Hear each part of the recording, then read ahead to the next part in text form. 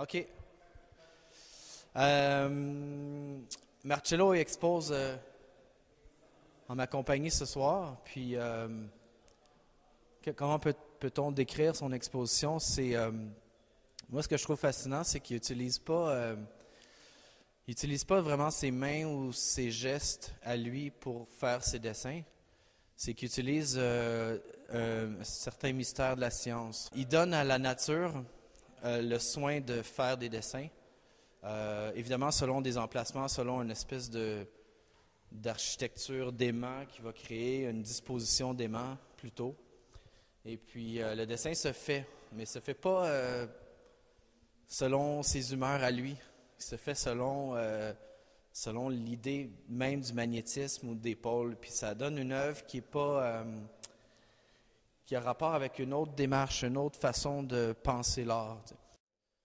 C'est une espèce de rencontre entre la science et l'art.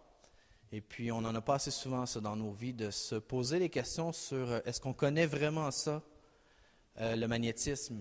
Est-ce qu'on sait c'est quoi? Est-ce qu'on sait quel impact ça a dans notre vie?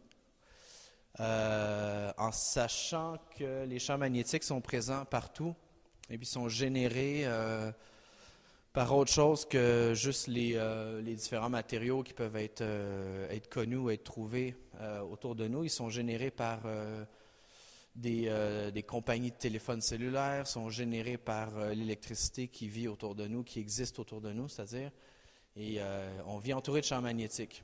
Et donc, c'est l'utilisation, ça ici, c'est ce qui est à l'état pur, le magnétisme, les matériaux qui se repoussent, qui s'attirent, mais les humains ont trouvé des façons de créer une énergie à partir de ça.